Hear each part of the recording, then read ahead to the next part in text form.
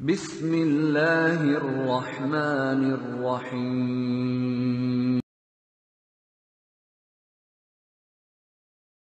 وعلیکم السلام ورحمۃ اللہ وبرکاتہ۔ سوال کیا گیا ہے کہ قبر کے عذاب کے بارے میں قرآن مجید میں کوئی آیت ہے؟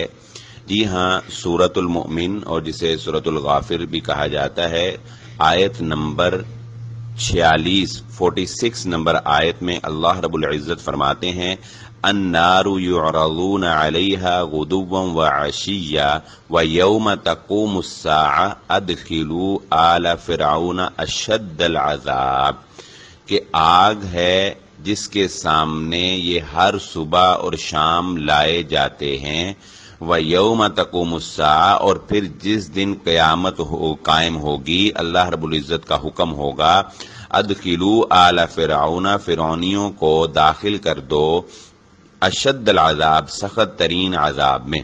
تو اس آیت سے یہ پتہ چلتا ہے کہ قیامت کے عذاب سے پہلے یہ عذاب ہے کہ ان کو صبح شام آگ پر پیش کیا جاتا ہے۔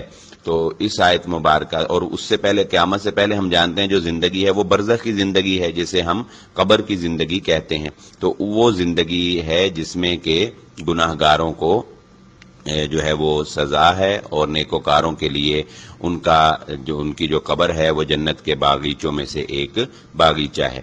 اور میں یہ کہتا ہوں کہ موجودہ دور میں جدید ٹیکنالوجی سے دین کو سمجھنا بہت آسان ہو گیا ہے۔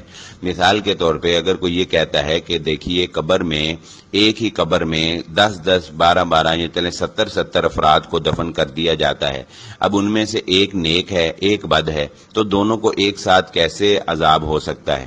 تو مسلمان کا جواب تو یہی ہوتا ہے کہ ان اللہ علی کل شیء قدیر، کہ اللہ تعالی ہر کام پر قادر ہے، اور برزخ کا معنی ہی پردہ ہوتا ہے، اور اس کا مطلب یہ ہے کہ وہ ایسی زندگی ہے جس کا ہمیں شعور نہیں، جو ہم سمجھ نہیں سکتے۔ جیسا کہ اللہ رب العزت نے شہید کے بارے میں بھی یہ بات ارشاد فرمائی کہ وَلَا تَقُولُوا لِمَن يُقْتَلُ فِي سَبِيلِ اللَّهِ أَمْوَاتٌ بَلْ أَحْيَاءٌ وَلَٰكِن لَّا تَشْعُرُونَ، کہ جو اللہ کے راستے میں شہید ہو جائے وہ زندہ ہے، لیکن اللہ رب العزت نے اس کے آخر میں یہ بات بھی ارشاد فرمائی کہ لیکن تم اس کو سمجھ نہیں سکتے، لیکن تمہیں شعور نہیں ہے، یعنی بس تمہیں اتنا ایمان لانا ہے کہ وہ زندہ ہے، لیکن اگر تم یہ سوچنے کی کوشش کرو کہ وہ کیسے زندہ ہے، کیسے رزق ملتا ہے، کیا کھاتے ہیں، کیسے رہتے ہیں، تو یہ تمہاری سمجھ سے بالاتر باتیں ہیں، تم اس کو سمجھ نہیں سکتے۔ اس لیے ایک تو یہ بات ذہن نشین رکھیں کہ برزخ کی زندگی ہماری سمجھ، ہماری عقل سے ماورا ہے، لیکن پھر بھی کچھ ہم باتیں سمجھ سکتے ہیں۔